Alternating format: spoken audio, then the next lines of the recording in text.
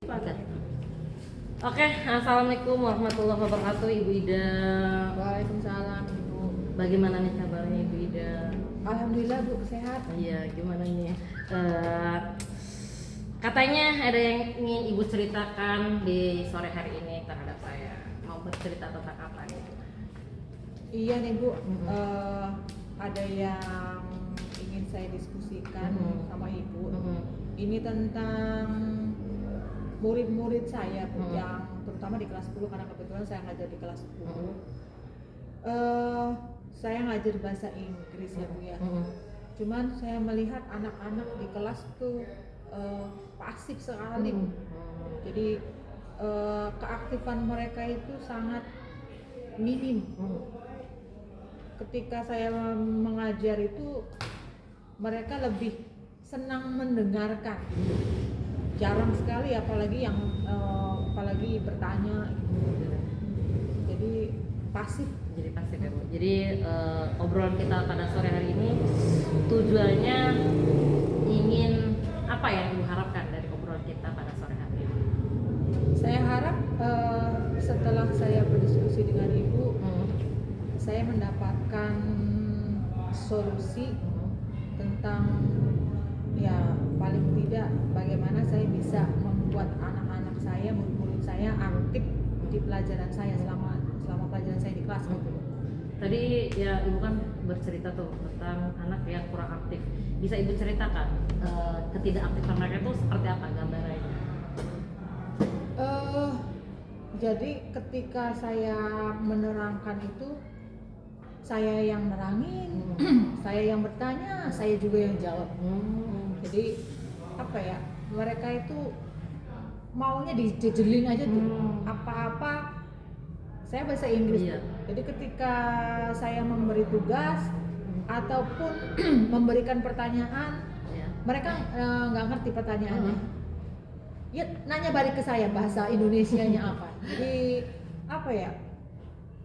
Yang selama di kelas itu saya lebih dominan aktifnya. Entah itu saya yang nerangin, kemudian saya melontarkan pertanyaan, mereka nggak ngerti balik bertanya bahasa Indonesianya, bilang mereka nggak paham, akhirnya saya juga yang menjawab gitu. Jadi mereka lebih seneng apa ya, ngerjain tugas lah, masih lebih ngerjain tugas daripada saya harus ngomong bahasa Inggris. Saya bilang ya nggak ngerti katanya. Sementara belajar bahasa kan harus praktek gitu, harus dipraktekkan biar mereka bisa lancar, bisa tahu, bisa banyak kosakata yang mereka dengar gitu kan, bisa melatih pronunciation mereka gitu. Sementara mereka apa ya, bilangnya takut salah Bu, nggak ngerti Bu. Ya, saya mengerti banget nih apa yang dirasakan oleh Ibu Ida tentang siswa yang kurang aktif tadi. Ibu bikin pertanyaan sendiri, dijawab sendiri. Artinya mereka kurang begitu terlibat ya Bu. Saya mengerti sekali. Terima kasih Ibu sudah mau terbuka, mau bercerita terhadap saya. Mari kita bahas lebih lanjut mengenai apa sih Bu, menurut Ibu tuh kenapa motivasi mereka terhadap bahasa Inggris itu kurang gitu? Apa penyebabnya? Kalau menurut saya mah karena apa ya, kayak mereka itu masih menganggap bahasa Inggris itu pelajaran yang sulit gitu. Masih menjadi momok buat mereka bahwa mereka juga, beberapa dari mereka juga mikir, buat apa sih belajar bahasa Inggris, toh saya nggak akan lanjut ke perguruan tinggi. Kadang iya, motivasinya itu. Kemudian beberapa yang saya tanyakan kenapa mereka nggak begitu aktif di kelas itu karena apa ya, karena katanya waktu SMP-nya gurunya nggak pernah ngomong bahasa Inggris, katanya bahasa Indonesia terus, jadi nggak bisa. Orang soalnya saya nanya nyapa pakai bahasa Inggris, good morning aja nggak ngerti, nggak jawab. Luar biasa. Jadi ini murid-muridnya pertama kompetensi mereka atau kosakata mereka yang sangat rendah, ditambah lagi mereka menganggap ini pelajaran yang sulit. Kemudian kedua ya mereka kosakatanya minim sekali. Sebagai guru bahasa Inggris mungkin perasaan Ibu miris kali ya melihat kenyataan murid-murid yang kurang begitu responsif terhadap kegiatan atau pembelajaran dalam bahasa Inggris. Iya Bu, karena harusnya anak SMA kelas 10 itu paling tidak basicnya itu dasarnya bahasa Inggris harusnya sudah mahir, basicnya loh ya dasarnya seperti numbers ya, angka-angka begitu, kosakata yang ungkapan sehari-hari itu harusnya sudah bukan hal yang susah lagi dipraktekkan gitu. Tapi ini masih sangat minim sekali. Jadi saya harus harus ekstra banget melatih mereka untuk ya terbiasa dengan ungkapan-ungkapan sehari-hari gitu. Terbiasa mengajak mereka bicara bahasa Inggris, tapi kayak itu motivasinya kurang, pasif sekali. Datang masuk ke kelas itu cuma duduk dengerin, nunggu saya ngasih tugas gitu. Jadi nggak ada sama sekali berlatih bahasa Inggris di kelas. Iya, Ibu kan tadi bercerita tentang keaktifan mereka ya, yang menurut Ibu pasti. Nah, jika dibuat berdasarkan skala Ibu, keaktifan mereka dalam kegiatan atau pembelajaran bahasa Inggris ini dari angka 1 sampai 10 bisa Ibu beri penilaian tentang keaktifan mereka.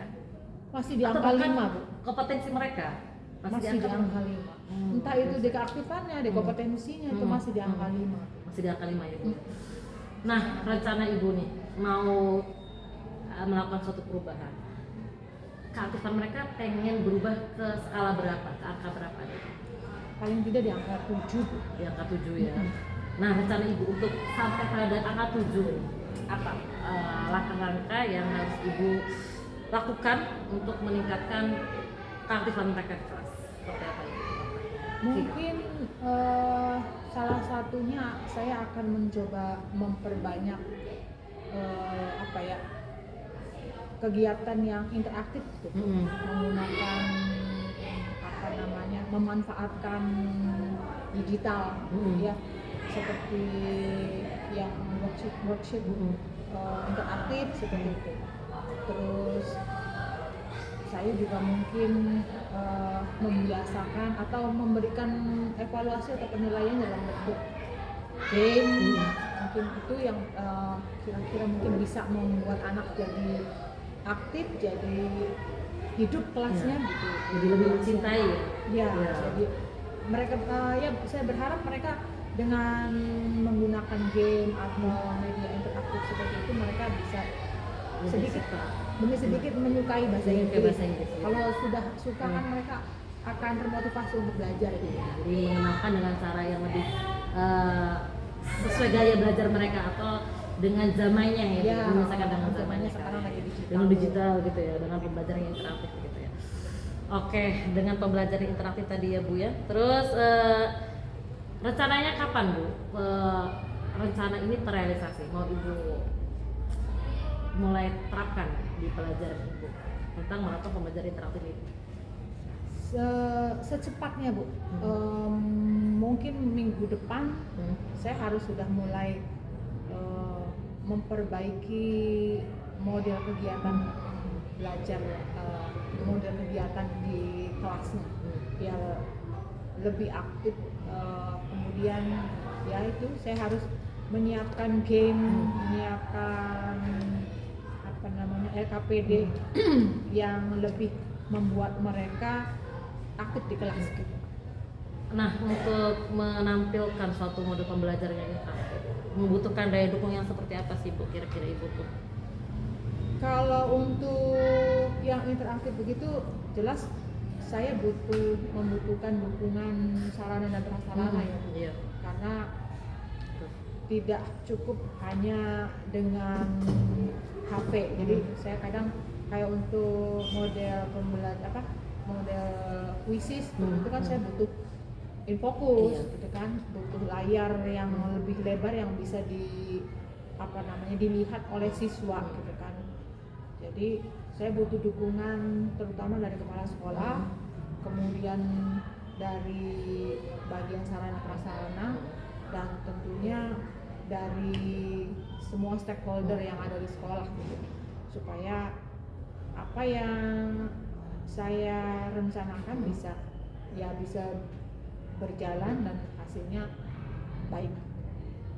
Langkah konkretnya seperti apa? Artinya bagaimana agar pembelajaran interaktif ini terrealisasikan dengan daya dukung yang diperlukan Ibu? Langkahnya bagaimana agar daya dukung tersebut bisa terpenuhi oleh Ibu dengan cara seperti apa Ibu? Kebetulan di sekolah saya itu untuk sarana prasarana seperti Infocus dan sebagainya itu sudah tersedia. Jadi ya mungkin saya akan minta bagian sarana prasarana Wakasek Sarpras itu membuat jadwal penggunaan Infocus, jadi tidak berebut Infocus dengan teman-teman saya lainnya gitu. Terus ya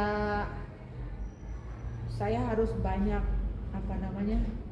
menggali lagi model-model pembelajaran lainnya, kemudian ya game-game yang bisa saya gunakan, termasuk di dalamnya ice breaking ya Bu, yang bisa meningkatkan motivasi mereka, apalagi kalau di jam-jam rawan. Tentu. Habis Ice breaking itu penting banget. Makanya itu yang harus saya pelajari lagi, harus saya siapkan supaya ya tujuan saya bisa tercapai. Amin. Kapan Ibu mau direalisasikan? Kalau game-game yang ini sudah mulai saya ini sudah ada di kepala saya, tinggal pelaksananya aja. Paling tidak sebelum UTS, berarti minggu pertama bulan Oktober. Oke, Ibu Ida. Dari obrolan tadi, apa nih yang Ibu peroleh selama ngobrol bersama saya hari ini? Alhamdulillah saya jadi mendapatkan pencerahan tentang apa yang harus saya lakukan dengan masalah yang saya hadapi.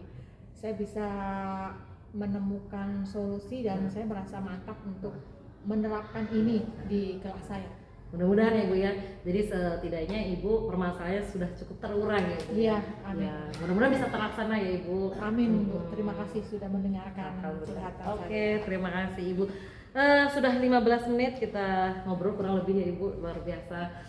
Terima kasih sudah bercerita kepada saya, ini juga bisa saya jadikan sebagai bahan pembelajaran bagi ya, saya. terima kasih juga Bu sudah mendampingi saya menemukan solusi dari masalah yang saya hadapi. Iya, mudah-mudahan kita bisa lebih berkembang lagi. Mungkin itu Ibu, terima kasih. Oke, terima kasih banyak. Assalamualaikum warahmatullahi wabarakatuh. Waalaikumsalam. Terima kasih Ibu Ida. Gimana Pak Kirno tadi saya coach, proses coachingnya gimana? Ya. Alhamdulillah Ibu Masito. Ya. Setelah saya amati dan saya observasi dan sesuai dengan lembar observasi saya lihat dari percakapan Ibu sebagai coach dan Bu Ida sebagai coaching, saya melihat Ibu sudah menunjukkan kompetensi hadir secara penuh dan mendengarkan aktif dengan metode rasa. Sudah ya Bu ya, mendengarkan, mengapresiasi, merangkum, dan saya juga melihat Ibu sudah mengajukan pertanyaan reflektif yang pertanyaan berbobot, sehingga coach pun menyampaikannya secara terbuka. Dan dari pertanyaan Ibu pun saya lihat tadi coach merasa menemukan solusi dari dirinya sendiri gitu ya. Ya, sudah bagus Bu. Artinya kompetensi saya sudah terpenuhi Pak. Terpenuhi. Alhamdulillah. Begitu juga dengan alur Tirta Bu. Iya, gimana, menanyakan Pak? tujuan sudah tadi ya. Yaitu Yaitu untuk mengaktifkan keaktifan siswa di kelas ya dari Sudah. proses coaching tadi. Iya, sudah ya Pak. Sudah ya. Alhamdulillah. Menentukan identifikasi dari permasalahan sudah Ibu ya. Lalu rencana aksinya pun sudah disampaikan. Nah, tanggung jawabnya sudah ada ya. Nah, ada kata catatan-catatannya Pak. lalu selanjutnya dari ingin saya tanyakan selanjutnya. bagaimana Ibu Masito menilai diri sendiri dari kompetensi tadi? Ya, kalau saya nilai diri saya sendiri cukup ya Pak ya.